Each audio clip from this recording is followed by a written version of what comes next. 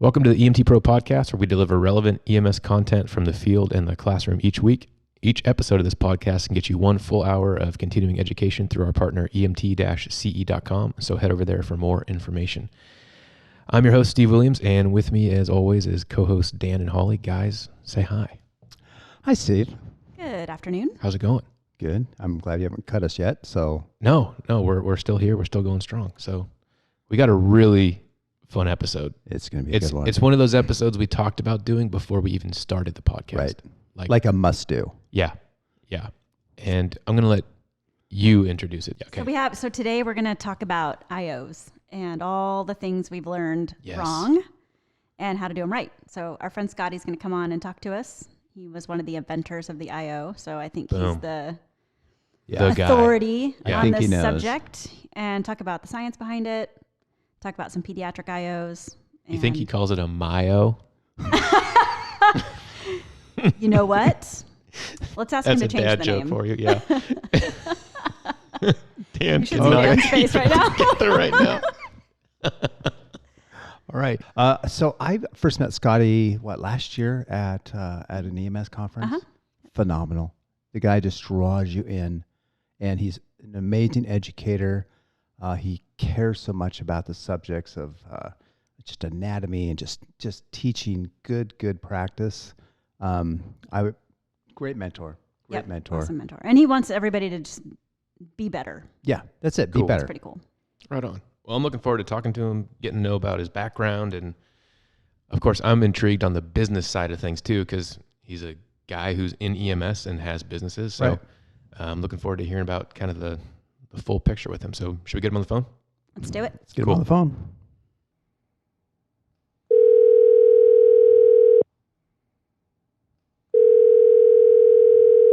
Hello, this is Scotty. Scotty, what's going on? This is Steve. How are you doing? Steve, I'm so great. How are you today? I'm good, man. It's good to finally chit chat with you. I've been hearing a lot about you and have been looking forward to getting you on this show for a few months now, man. So I'm glad we got it to work out. It's wonderful to sort of virtually meet you or podcast meet you, and I'm looking forward to it. Yeah, right on. Scotty, we had some questions for you, and then I've got an IO story that I think you'll really, really like. And, but really, we just want to pick your brain and kind of BS with you on the phone and see what we can piece together for an episode from this thing. Okay. Well, I'm looking forward to it, and fire away. Cool. Okay. Scotty, I've got some questions for you about the device itself. How did you even get involved in creating this device? Like that to me is very interesting as far as how were you involved in any of this stuff? What's your background and how'd you get there? So I'm a paramedic. I grew up overseas. I came back. I was running a boat. I got fired because the person on the boat threw some garbage over, and I thought that wasn't appropriate. So when I got back to shore and I was looking for a new job, I started working in I was a lifeguard as a kid. So I started working in the hydrotherapy room of a large hospital scrubbing the Hubbard tanks. I took a shortcut because the sign said I wasn't allowed to. I took a shortcut through the ER one night to go out to my car. And as I was walking through the ER, a paramedic came in, and they were working a woman. And I thought that looked pretty cool. I talked to the paramedic, who, by the way, is the EMS director for the city of Austin. It's Ernie Rodriguez. So I talked to the EMS director at the time, who was a young paramedic, and I said, wow, that's pretty cool. What do you do? He explained, said, hey, come to school. So I was already going to college, but I had no idea how much I sucked at it. So I wound up going to paramedic school in Corpus Christi. It was in Corpus Christi that I got introduced to some really wonderful people. A gentleman, for instance, that I worked with for years and years and years, who was just very inquisitive about everything we did in EMS. So my career started really early on in, hey, don't just accept the status quo. We can make better things. Early on, I ran in and started working in the stiff neck collar or the issues in spinal care project and helped Clausen and Mannix and other people kind of get their materials together. I left that particular EMS agency and wound up teaching in Victoria, continued working for Victoria College and teaching all around the U.S. when all of a sudden I got asked to interview for a flight team. I started working for San Antonio Air Life, which has nothing to do with the way that Air Methods currently is. Not bad or good. It was just a different agency. We flew in 412s, and I spent a lot of time in the hospital. So working and we were required to. So we spent time in the ICUs, both surgical trauma, as well as medical, as well as pediatric, as well as blah, blah, blah. So we spent a lot of time in all these different places, cath labs, et cetera, and I ran into lots of people. It was a different time, and in that different time, we got to be very close friends with residents, et cetera. I was working at Baptist Hospital downtown and became very good friends with a whole bunch of people in the ER, and got called down for a really terrible motorcycle accident to transport to the trauma center, and I ran into a physician I've seen him numbers of times, Larry Miller, little itty bitty older guy. And when we got through taking care of the patients, he said, "Hey, why don't you come back down? I've got this idea. I want to talk to you about it." I'm fairly enthusiastic, so when I see something, if it seems like it has potential, I really want to know more. So we started working on the project. It was in the late 90s, and then that worked its way all the way through. He and I started working together fervently. He had a CFO, Eric Eisbren, and an engineer, guy named Bob Tickemeyer. That then turned into VitaCare, which then grew into a company that we ultimately sold to Teleflex. But during the time, I did keep flying for a little while, but then I would wake up in Moscow or in Shanghai and then have to get on an airplane, come back, and then jump on a helicopter and fly my shifts and then wind up back, say, in Rotterdam. And it wasn't working out real well. I wasn't super good on the helicopter, and I was tired all the time when I was flying all over. So I went full-time with VitaCare. VitaCare ultimately grew into what it was going to be, and I am not a salesperson. I'm clinical, and I really had a hard time with you're just there to sell. So I left VitaCare, got back on the helicopter just to get sane. But the genesis of being involved in that project, and there are many, but that's just one of them. And in the IO project, it really comes down to what I suggest to any of your listeners. If somebody has an idea, hear it out. And then if there's a way to support it and make it grow, you can do it. We sold our company for just under $300 million. And I'm telling you, I think it was worth more, but I think there are many other things still around on this planet that need to be fixed that are worth billions. Mm-hmm. So I just think that it was an opportunity. And I have many friends like that. It's how I ran into Dan and Holly. It's how I just told you about Peter. Pick a name, and I can tell you about my experience with them because I just don't say no. That's amazing.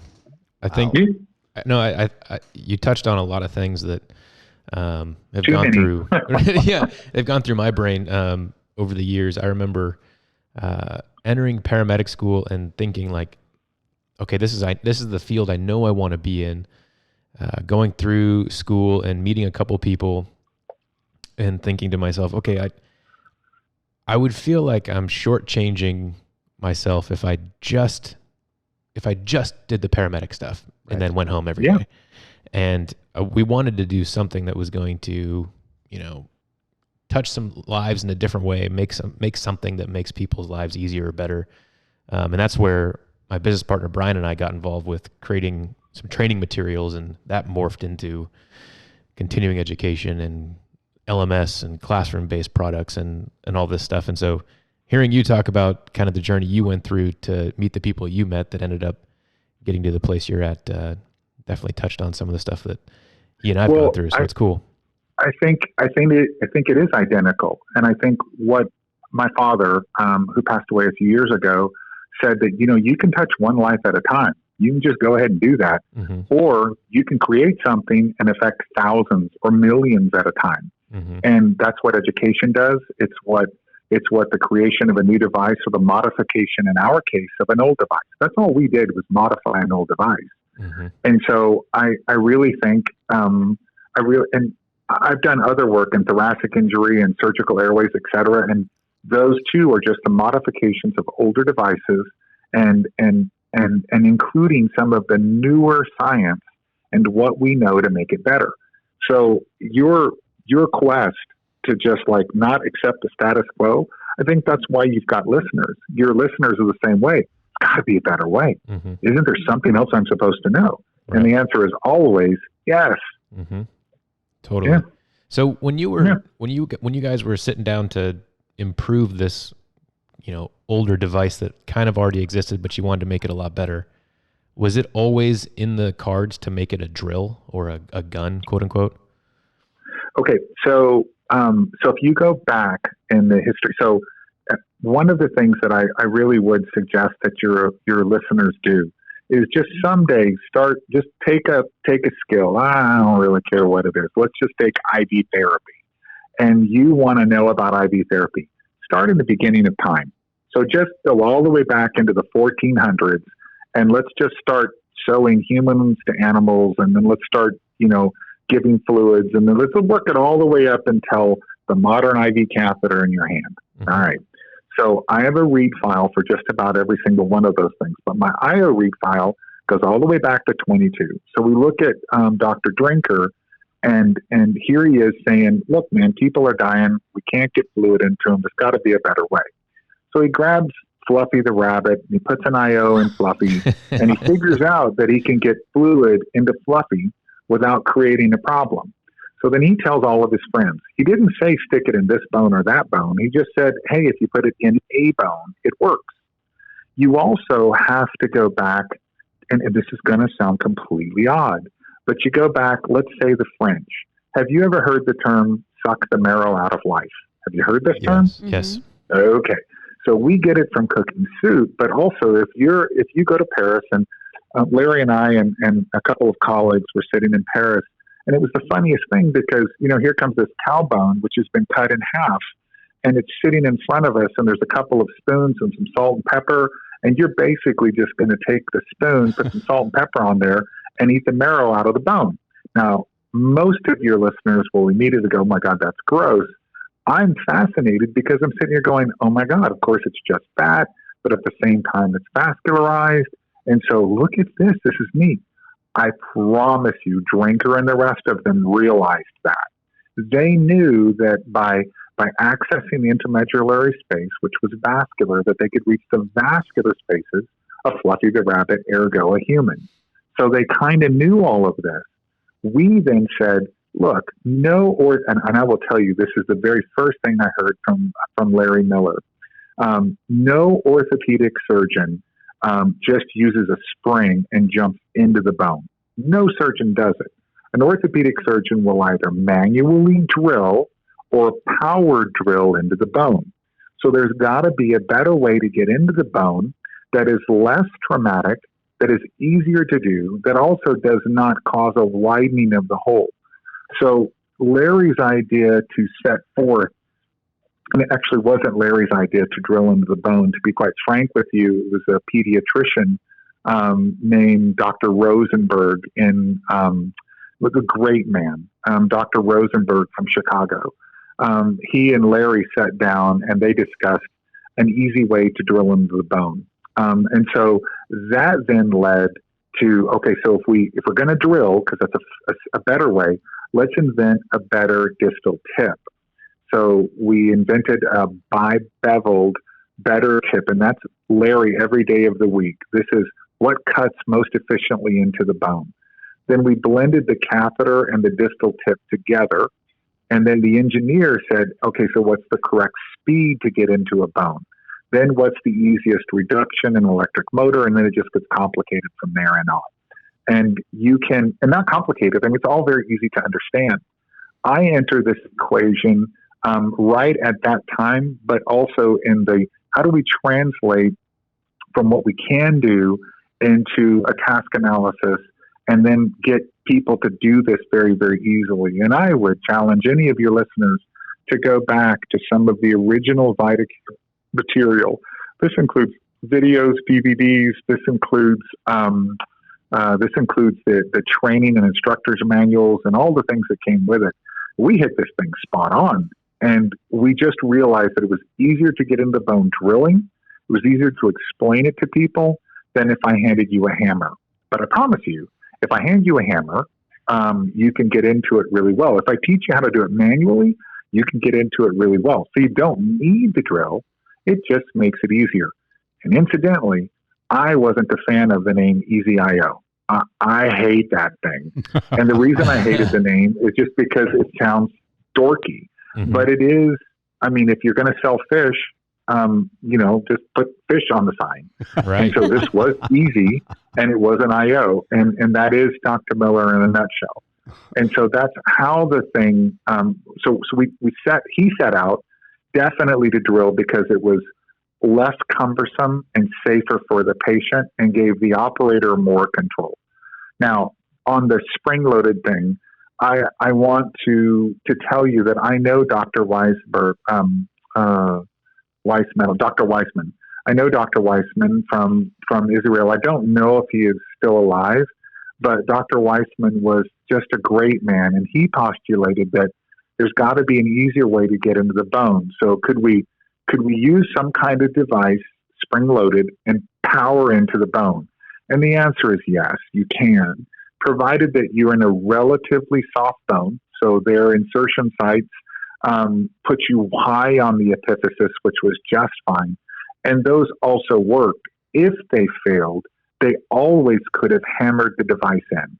So you could have just flipped over the what was at the time the bone injection gun, now the neo. If it doesn't go in, you can just flip it over and just hammer the damn thing the rest of the way in. Mm-hmm. But all the traditional IOs, so Cook and even with the modification to the Cook, which is the Dinkman, which has a little extra catheter tip, a little extra hole in the end or a fenestration.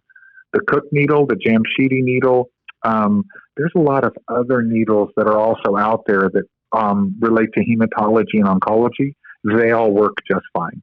So does the Easy IO, the SAM IO, all of those. It just comes down to, geez, man, what can you afford? Mm-hmm. I think IO should be. I'm not left or right. So any of your viewers that try to peg me politically will never be able to do it. But I believe that medicine needs to be for everyone. And so in this particular case, that's an awfully left-leaning statement, but I don't think it should be as expensive as it is. Sure. So when I look at someone like Dr. Scheinberg and his efforts, their system is going to be very, very inexpensive when you compare it to other modern IOs. And I think that's got some benefits to it. Is it as good? Well, I don't know. Somebody's going to have to do an inferiority study and determine whether or not it's as good, better, or worse. But right now, the evidence suggests that it's going to be just fine. So could they do manual? Yes. Could you hammer it? Yes. Could you drill it? Yes. And yes, we started out to drill because we think it's safer. Mm-hmm. Awesome. I just want to hear you say it, sir. Aspiration on every IO. Should we get it? So that's I love that question. So I'm going to ask you as a fellow clinician. I want you to go ahead and sedate and paralyze your patient, but I don't really want you to confirm whether or not your IV or your IO are in place. I just want you to push the drugs, and then I want you to stand around and wait for something to happen to your patient. How well is that going to go for you? That's not going to go well. Yeah, there you go. So, and having pushed the Nectine IM to sit around and wait for a patient that's really in trouble to become paralyzed is probably one of the worst feelings you'll ever have in your life. So, Scotty, a couple things. I mean, you and I have talked about this before. People out there are still doing the IOs the wrong way. And even though we try to keep teaching them, they keep doing it the wrong way. They watch videos of certain other people do it, and they think that's the way it's supposed to go. Can you tell us how to do an IO? Start with humeral. All right. So let's back up for just a second and go to the word or go to the phrase wrong way.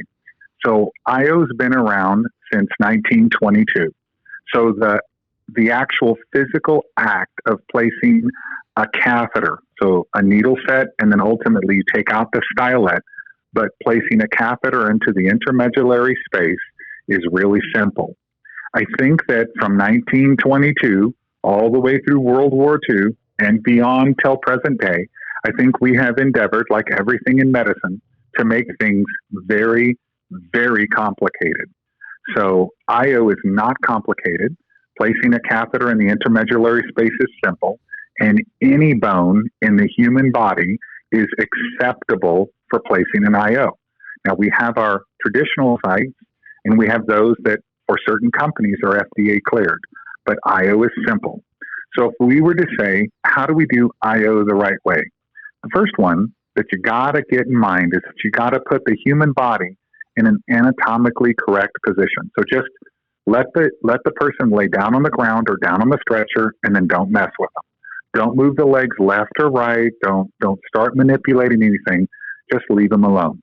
Now, let's focus all the way in on the humerus.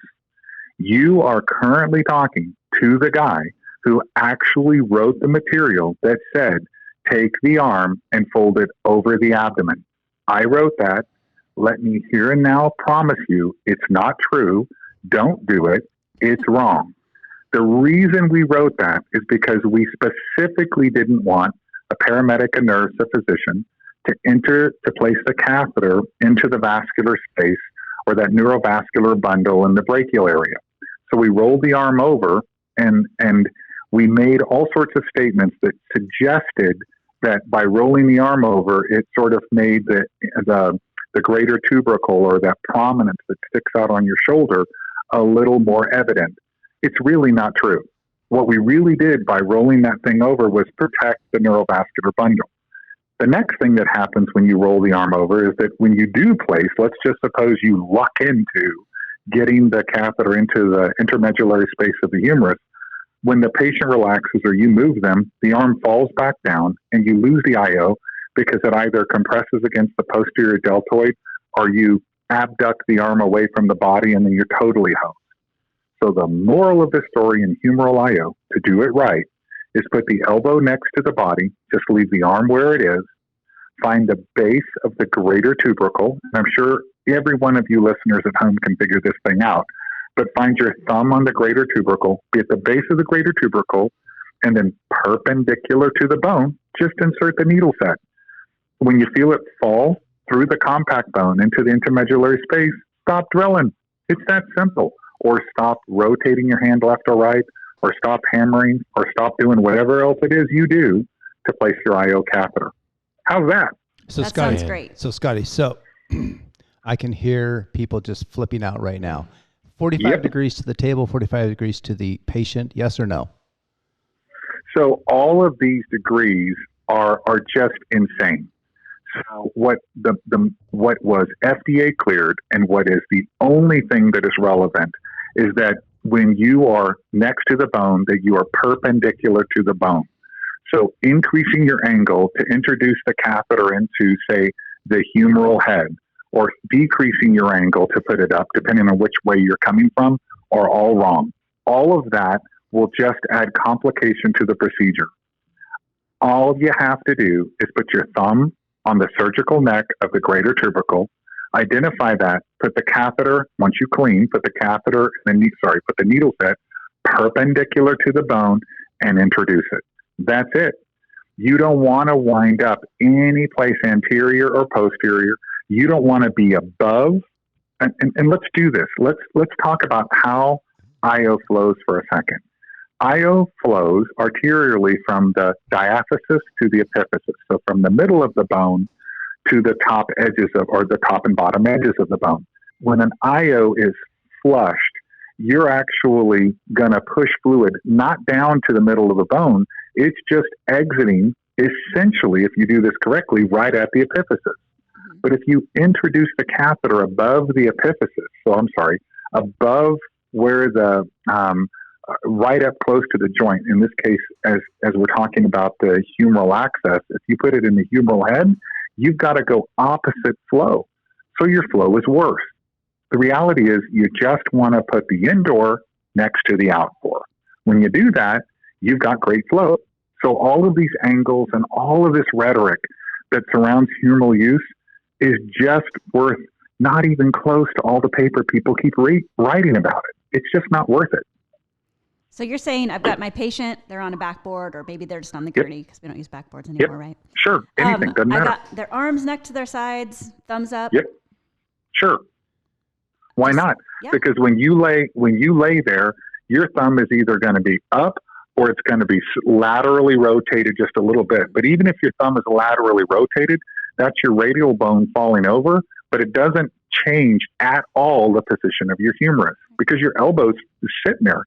So your elbow's against the table and your arm is adducted close to the body. And as you slide your thumb along the humerus, as you slide that superiorly, you're going to run into the greater tubercle. When you run into the greater tubercle, you want to be at the base of that bump. You want to be at the surgical neck. You definitely don't want to approach it anteriorly because you'll bifurcate the long head of the bicep. You don't want to come superiorly because you're going to violate, and I do mean that in every sense of the word. Violate is a terrible, ugly word. You'll violate the capsule of the humerus. And there are countless examples of paramedics and nurses and physicians violating the capsule of the humerus. Just don't do it. So to avoid that, all you got to do is be at the base of the greater tubercle. So it's a really prominent bump, and you're just going to be at the base of it.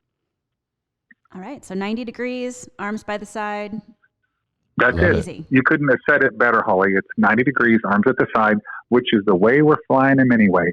Imagine it's a penguin from, I don't know, Happy Feet, and those little flippers are right close to the body. That's all you got to do.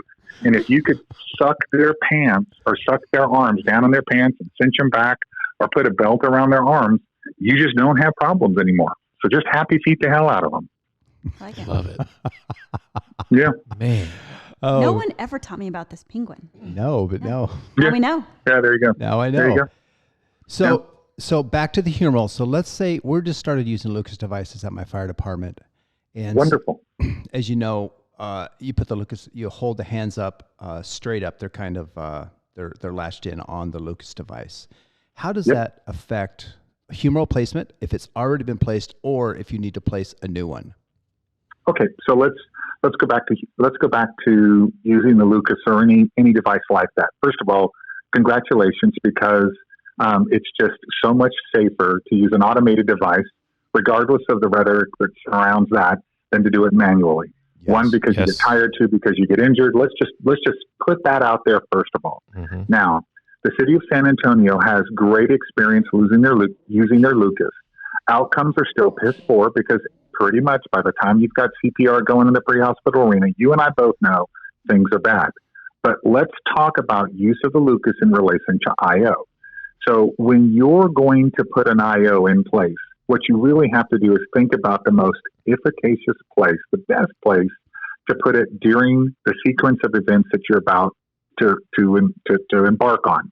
Most of the systems in this area will use the distal femur. The reason they use the distal femur, now I'm going to tell you, your listeners are going to flip right now, most of them, because, oh my God, distal femur. And if they're a little bit savvy, the first thing they'll say is, well, that's cleared by the FDA for use in pediatrics, but not adults.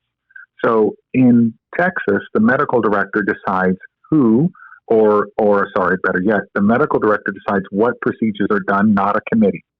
So a medical director can decide that they can use the distal humerus, regardless of what any federal agency may stipulate or what any company may request. So we in this area have been using the femur on both adult and pediatrics for greater than 12 years with phenomenal success and tremendous outcomes.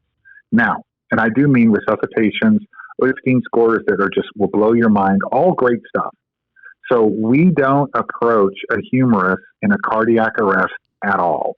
Not at all. What we do is 2 finger breaths in an adult, because an adult gets 2 inches of CPR and walks on 2 feet.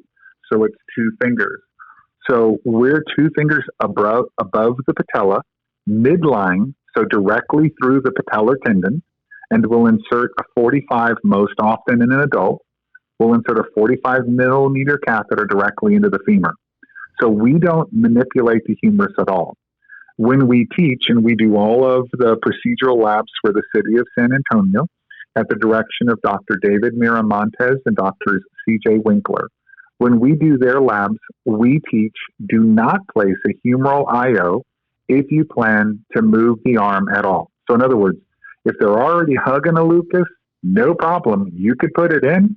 Just know that during during your offload, or if you go to the hospital and you're resuscitated, what's going to happen is they're going to manipulate the arm and lose the IO. So we all know that if you go to the humerus in a cardiac arrest, you're going to lose it. So we're sure of that. Now, that then puts you back over on the femur, and they have not lost those. Now, your follow-on question to that is going to be, well, but if we put it in the humerus, couldn't we just use that securing device? Let me assure your listeners, I'm the guy who invented that. It's a piece of crap. It won't help. It's still coming out no matter what you do. So if you secure an IO or if you secure an IV, you can still pull either one of those out, even though the word secure is there. All that tape does, IO or IV, is just remind you not to move it. Well, if you're moving the bone, you're going to lose the IO. So by manipulating the humerus to either place or remove the lucus, you're losing it. So the moral of the story is don't put it there. So what should your West Coast folks do if they don't have femoral access available to them in the adult patient? Number one, turn back to their medical directors and get femoral use for the adult. Number two, should they use, which is better, a tibial IO or a humeral IO when it comes to a cardiac arrest?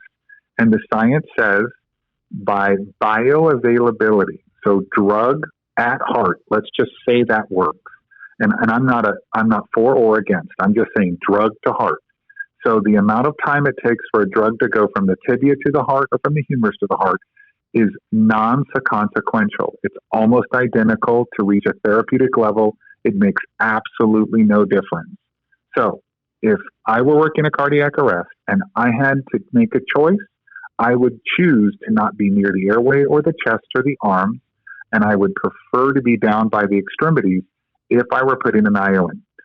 Do we have success with both tibial and femoral IOs in the context of a cardiac arrest? Yes, we do. Can point right to them, and it's published. How's that? That's awesome. Pretty good. So to recap, if you don't have femoral IOs in your protocols, you need them. Exactly. Yeah. So I just spoke with the medical director in your region, Holly, and there was a conversation about femoral IO, and it was one of those very pointed conversations, and that medical director realized quite quickly that that is something that he needs to place in their protocols quickly. Now, I don't know if you all work on a committee. I don't know how your state works. In our state, it's a very quick decision. It could be more of a process in yours. Let's talk about clearance for femoral IO. No company, specifically the one that makes the most commonly used IO now in the market space, none of those companies are going to clear the femur for IO use because it requires an outcome study and it requires probably at a minimum hundreds of thousands of dollars, if not $1 million. And nobody's going to waste their time doing it because it works, there aren't problems, and they just don't need to do something that people are already doing. So they're not going to clear it. And the FDA cannot tell a physician not to do something. It doesn't work that way. So in Texas, we just don't care. And we worked quite hard. And that's not a political statement. It's just the way that medicine works in the state. But we worked really hard to get FDA clearance for femoral use in pediatrics. And actually, I'm going to say his name. The little boy's name was Amalia. And if it wasn't for his mother and father and all of the work we did, the FDA never would have cleared femoral access for pediatric use with a very common IO device that's on the market today. They would not have cleared it. And I can tell you that femoral IO placement, as well as anterior iliac IO placement, has been in the pediatric advanced life support realm for probably 45 years now. So it's been around a long time. I don't need somebody somewhere telling me I can't do something if science and evidence suggests I can. So we just need to kind of get medicine back away. And again, not a political statement, but from the regulators, and put it back in the hands of those who create the evidence or those who are willing to look at the studies. Right on. Yeah. We're with you. Yeah. Yeah. So where could we find, for those naysayers, where can we find that the documentation? So there's been quite a few posters published and scientific presentations given on both of those. I think, Holly, I don't know if it works for you all, but I'd be happy to forward the posters, both from the University of Texas Health Science Center, as well as from a couple of private groups here that had published. I'd be happy to send those over to you. Yeah, You'd also find reference to both Femoral access and others in a couple of other, like you'd find it in a pediatric life support textbook. You'd find it in a couple of places like that. There's also been of late, I think, Peter Antevi, I just spoke with him a couple of days ago. Pete had done a presentation at Eagles on why are we still essentially putting IOs in the tibia. We should be using the femur. I do have that presentation here on my computer right now because Pete and I were having a conversation over his suggestion that you kind of go medial with your approach to the IO. And I fervently disagreed with that. And now he understands why. And it had to do with inadvertently hitting some large vascular structures posterior to the femur. So bottom line is midline approach, and I'd be happy to send those over to you. So there's quite a few posters, some good documentation, and some good resuscitation, some good case studies that I'd be happy to send. Awesome. That'd be great. Yeah, and while we're talking about yeah. pediatrics and FDA, can you tell us a little bit about doing humeral IOs in pediatrics? That's been cleared, I want to say 2007 or 2008. We were working on that almost from the get-go. But we then went further and we started looking at different locations for IO. So we too started at the tibia with a 25 gauge, with a 15 gauge, 25 millimeter needle. And then we progressed to a smaller needle because we were forced to do that, not because it's good. And then we progressed to a longer needle. And unfortunately, we had to stop at the 45 millimeter needle set. That's the length, which your listeners would find if they took a Jamshidi apart. It's also 45 millimeters. So a Jamshidi, the old blue one, is 25 when it has its little collar on it and 45 when it doesn't. So the blue Easy IO or the Sam IO and let's see what's the Neo. Those are all 25 millimeters long and they are 15 gauge. Then and that's kind of a government thing that it all kind of worked that way. Then we started getting longer catheters. I did a lot of work in Detroit at Henry Ford, and we realized we needed longer needles. Not because people are fat, but just humans have gotten bigger for all sorts of reasons. We wanted a much larger catheter, and we weren't able to create that because the FDA felt that was too dangerous in the hands of a provider. Now, since I'm on the length of the yellow 45 millimeter needle, I'll tell your listeners that the reason it's yellow is because I thought it was funny. So it has nothing to do with science. It's just yellow, fat's yellow. I thought it was funny. I made it yellow. So there's some little things like that, it was fun. And, you know, I share the same air and the same ground that you guys do. So to me, it was just logical.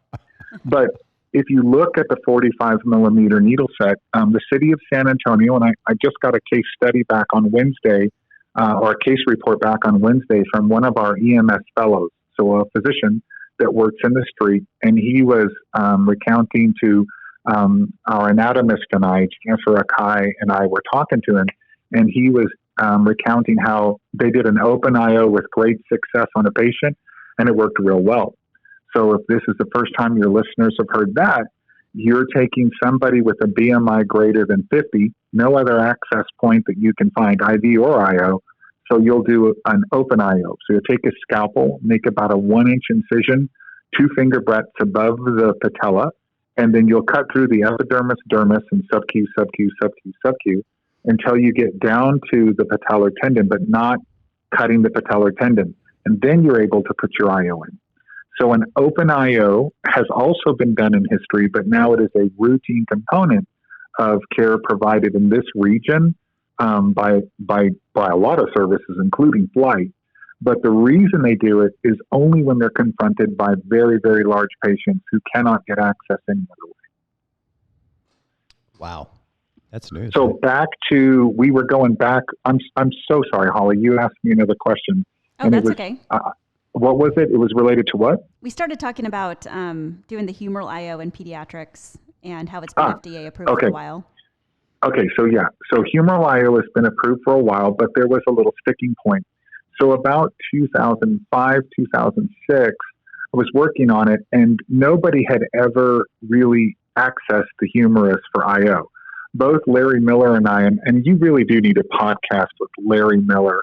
He is the principal inventor of the Easy IO. He's an emergency medicine physician with a surgical background, and he has a 3D computer-aided drafting mind. So, and Larry is super fun to talk with. He's a pilot, but he's an EM physician.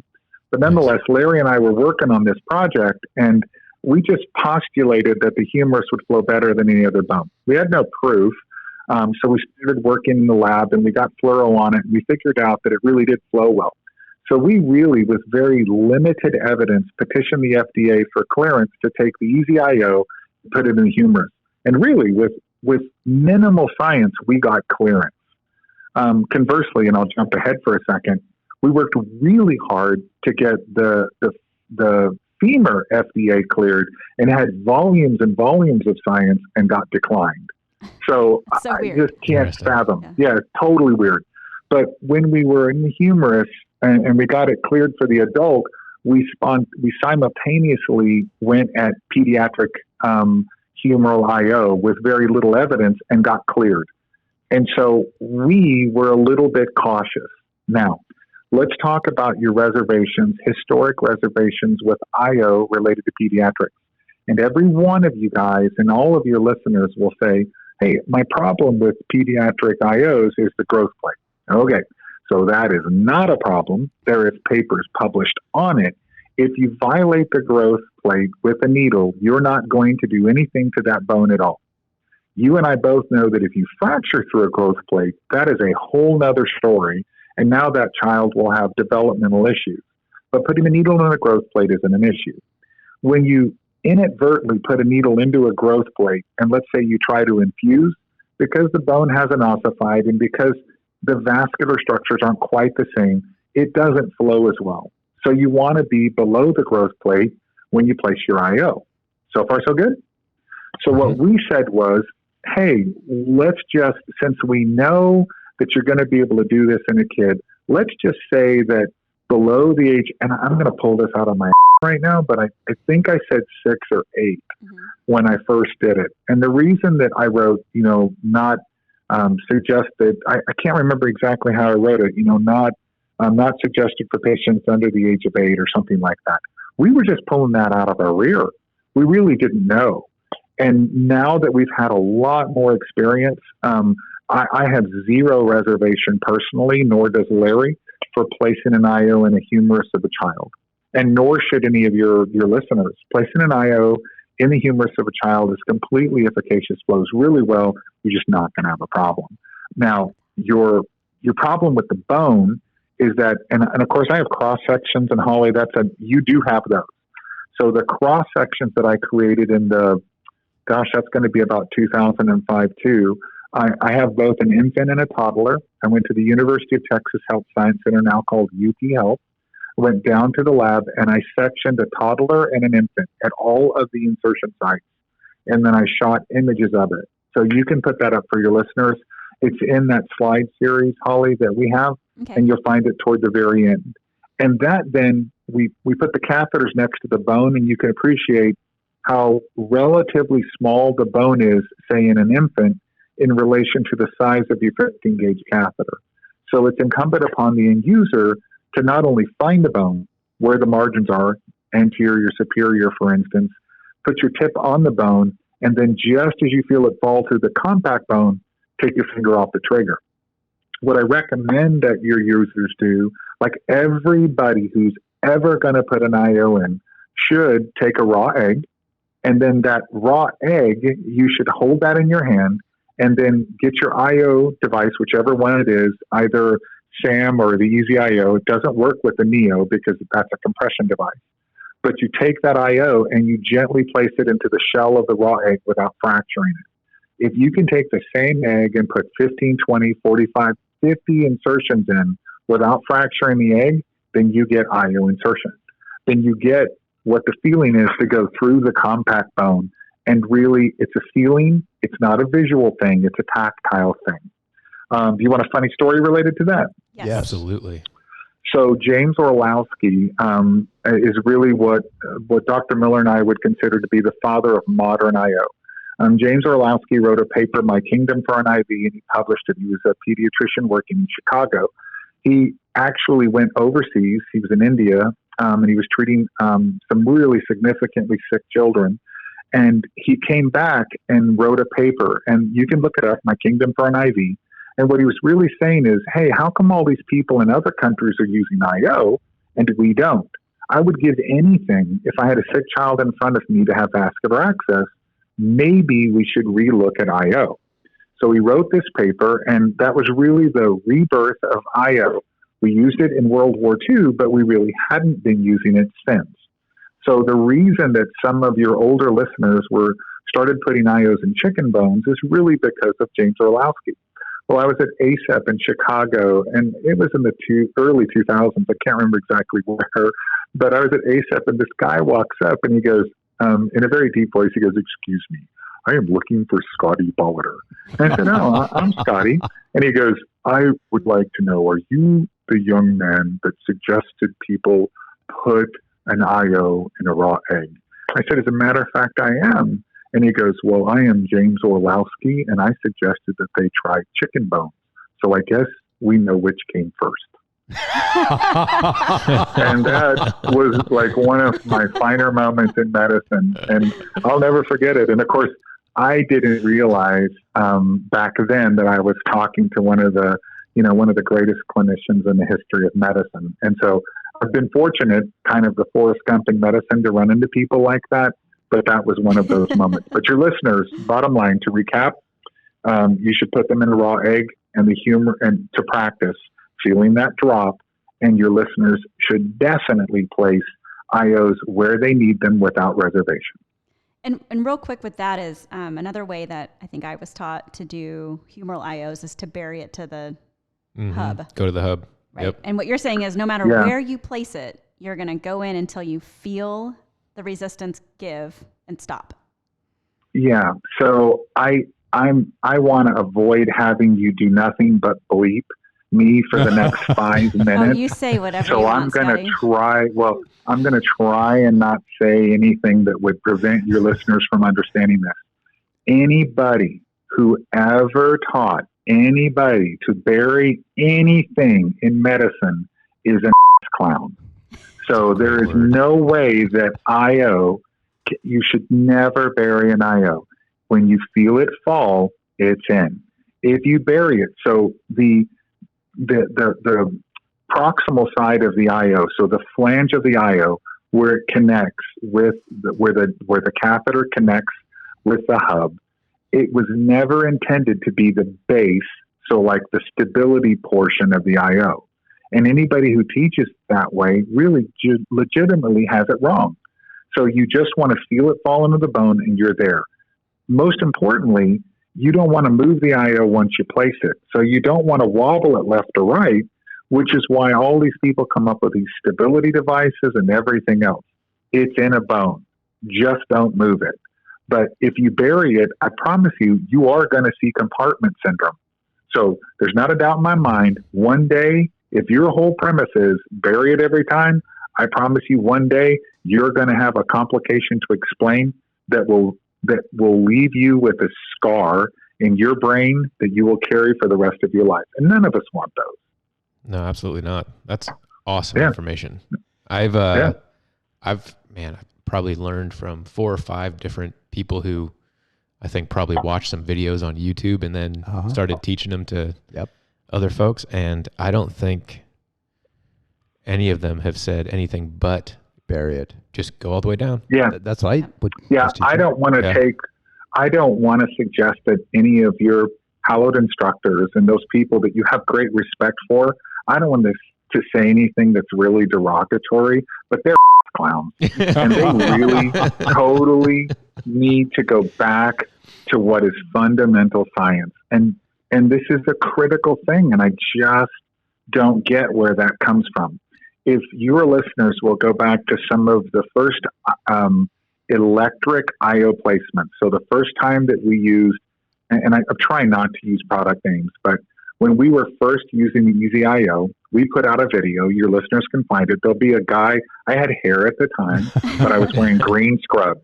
There'll be a guy putting the IO in. He's wearing a white lab coat. So me, Scotty, in green scrubs, Larry with a lab coat. So that is the first time we used that drill on a live human. Now, believe it or not, Larry already has one in his leg because I had put it in him first. It appears that I'm the one getting it first, and I'm not. And so when you see Larry place the IO in my leg, he does bury it. But at the time, I was 6'4". I swim every day. That needle is short. So the 25 millimeter needle set did wind up being placed deep in me because I'm a big guy. But it had nothing to do with how you should place an IO. But if you go back to the training material for that particular company, you will clearly see that it says, hey, here's too fat, here's not too fat, here's where the catheter goes. So there's some good cross sections that demonstrate, hey, you put it in, and I actually wrote all of the note sections in the back of all of those lines, that it says, when you feel the drop, stop prosecuting the insertion. And I don't think I used the word prosecute, but you get the point. I like it. Me too. Yeah, I'm going to start using that. It was because I watched a police show last night. So, Scotty, quick question for you. So back to the pediatrics. So if we're going to do that humeral, are we using the pink? Or were you going to use the blue? So yeah, this is a great question. So the first one, if I was approaching a baby all the way through toddler, I got to tell you, I'm headed for the femur every time.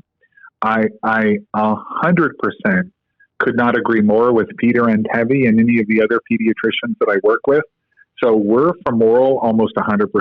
It would be very rare for me to wind up using the humerus in a child because there's so little extremity and so much body, and there's such a limited amount of space around the head and the neck and the chest when I'm working that you're bound to lose it. So I'm headed for the femur. But let's address the color thing for a second. So I want to make sure that your home viewing audience or listening audience understands that the pink needle is too short. It was designed specifically because, and I'm talking about the 15 millimeter, 15 gauge needle. It was designed specifically because we had to get the FDA to agree that the Easy IO could be used in humans. In order to do that, the reviewer specifically said to us, children are very small, your needle is really long. We then said, children are fat, we need the long needle. This just went back and forth until we were not going to get clearance to use the Easy IO in children unless we made a smaller needle. So we made a smaller needle. But I'm telling you, I have traveled to Haiti, I have traveled to Africa, I've been all over the world. My mother passed away at about 86 pounds. The catheter was too short to even use on her. The pink needle is worthless. Now, there is a new company that came on, and they also have all three needles. They, too, made a pink needle of the same length. I had the same conversations with them, but in order to market the thing, they created the same color scheme so that everybody would be comfortable. So my answer to your question is, no, the pink needle is wrong. Don't use it. Definitely don't put it out. So what is important when it comes to placing an IO needle? What's important is the depth, not the age, not the weight. It's just how far is it from epidermis to dermis through the subcutaneous tissue until the tip of that needle is sitting on the bone. Once it's sitting on the bone, as long as you have about, and I'm going to tell you, it's about 5 millimeters, but as long as you have, in the traditional sense, at least one black mark above the skin, you're going to be okay. But if you have multiple black catheter marks above the skin, effing don't bury the thing, because you're going to go through the bone. So you really just need, so the pink one is going to fail more often than not. Holly, inside the material that you have, the slide series, and you're welcome to give that to all your listeners. I do have a latest version of that. I'd be happy to give that to you as well. Send it. Yeah, but in that material, you'll find an infant with femoral access in it. It's really close to those cross sections, but you'll see the infant's femur, and you'll see the aspiration of blood, and that happens to be a blue needle, and it's elevated. The catheter itself, you can see space between the catheter and the hub, and it's working just great, no trouble whatsoever. Wow, great information, Scotty. Totally.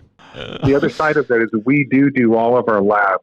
So both your basic labs that you use in the pre-hospital setting, those that are CLIA waived and everything, blah, blah, blah, blah, blah. So your ISATs, the whole line, we get all of our labs off of IO. We never hesitate, works just fine. Nice. So there are a lot of people, and there's good paper on that too. Good. I believe, I know Diana Montez, she's a nurse, used to fly with her. She was on a paper on lab values that was published. There are quite a few of them. I've got one, I call it a case study, more of just a, sure. You won't believe this. Maybe you will, because you have been working with these IOs for so long. But want to go through the story, and then, we'll just kind of, after that, we'll wrap it up. Okay. So I work at a fire department that has an ambulance company. We're fire-based EMS, essentially. And we get dispatched. I have an intern working with me at the time, and we get dispatched to a county courthouse for a person that's in seizure. And okay, and when you say intern, are you talking about a resident, or are you talking about a paramedic intern? A paramedic intern, yeah. Good. Okay. Good. Right. Good clarification there. So we arrive. We're led up to one of the trial rooms by a deputy, and we walk in with all of our gear. And there's this defendant who was walking. He had just given his testimony, is walking back to his defendant's chair next to his lawyer, and he passes out, starts going into full body seizure, and apparently had a long-standing history of epilepsy and a bunch of other things going on. So we're kind of like, oh, okay, we're in the middle of this packed courtroom. There's, jury, 10, 12 person jury over in the corner. There's the judge. There's both sides of the defendant and the prosecution teams. And then there's, I would guess, probably 40 or 50 people sitting in the stands of these little pews. So we walk up, and my intern is like, all right. And he's this patient is status seizing for the entire time. Yeah, he's not stopping. You guys to get there. Yes. And get up there, and now you're there. So he's status epileptic, because no doubt about it, we're on. Yes, exactly. Okay, Probably, right. I mean, at this point, clear picture. 10, 12 minutes seizing at this point. Oh, yeah, for sure. And so my intern is like, this is what I want to do. I want to put an IV in this guy, and I want to give him some Versed and, go from there. I'm like, perfect, cool. Sure. So he goes for his first IV at the IC, blows it, looks back at me like, I'm sweating a little bit, like I got to get this next one. No pressure, right? No pressure, right? Because he's got like everybody watching him. Uh-huh. Misses the second one, I mean, so bad that it's bleeding under the skin, and it just looks horrible, right? So he looks back at me, and he goes, well, we need to do an IO. I go, cool, let's do it. And he gives me this look, and I always used to tell my interns, I don't really get many anymore, but I used to tell them, when you get stuck and you don't know what to do, just turn back and give me the look, like the wide-eyed, like, I don't know what I'm doing here. Just give me that look, and we'll step in. We're not going to hang you out to dry. We're going to, do what we need to do, but we got to get you through this, whatever you get stuck in. Yeah, that's cool. So we get the IO out, and he's like, can you do it? And I go, yeah, totally. I'll knock this out. So I have this routine, and like most people do, we all have our routines of what we do. Yeah. And when I get the IO, we call it the IO gun. When I get the IO gun out, I put my needle on, and I test it. So I, kind of a thing, right? Sure. Well, you can imagine when I put the needle on and I'm just going through my motions, I've got 60 or 70 people staring at me, and they hear this drill go. And you could hear a couple Clear of them, the room. Yes. A couple people are like, what the heck is that? And so we do the proximal tibia for our protocols is one of the spots we can do. And so that's where we went first. And when we started drilling into the bone, you could hear them go, oh my God, what are they doing? One person starts like kind of dry heaving a little bit. And she's just completely like, I can't believe this is happening. I can't believe what's going on. And the legal team, you could tell they're looking at us like, we might have a case here. Right in the middle of our, what's going on. And you're off. Yeah. So we, put this thing in, no problems, draw back, get marrow, flush the line, give some Versed through it, and the guy wakes up. And he's coming to, it takes about 30 seconds. And he kind of sits up and he says, what the f*** did you put in my knee? And in front of everybody, and they're like, yeah, what did you put in that guy's knee? And so anyways, we put this guy on the gurney and we wheel him out and transport him. But that's I can't believe I just did that in front of a bunch of people. IO story. Yeah. I have heard that story probably not less than 1,000 solid times. And the reason, and so I followed the first 1,200 insertions, every single one of them, including all that we had sent overseas from 2004 to 2005. I followed every single insertion. So when you dialed the number because you wanted to report your IO usage and discuss either success or failure or anything, you got me on the other end. And it was worldwide, and it worked for a long time. So wow. I've heard this story. And what's interesting about it is that people, even though this has been on countless television programs, ER and Grey's Anatomy, and just freaking everywhere, you would think that the general public sort of gets the idea of what we do in medicine. But I think that what's missed is that most in EMS don't realize what we consider to be quite routine is like everybody else's, not only their worst day, but they've never seen a damn thing. They think when they watch these reality TV shows that they've got a pretty good beat on life, and they have no clue. So Totally. When you show up to do something, it really becomes, you're just slapping them in the face. So when you pull out your driver, not a gun, when you pull out your driver, what you pull out a happens gun is in a courtroom. Right. Yeah. Right. Yeah. So real good plan there. So you pull out the driver, and then when you place it, so we found, and this is another thing that draws back to some of the other conversations we had, but placing an IO in the tibia, I'm going to tell you, it hurts the most. It flows the least. It's the least effective, and it is the one with the most complications. Wow. So while it is familiar to you, I just gave you 4 reasons why you shouldn't. So yes, now I have personally had 7 IOs, several of which I have placed all in my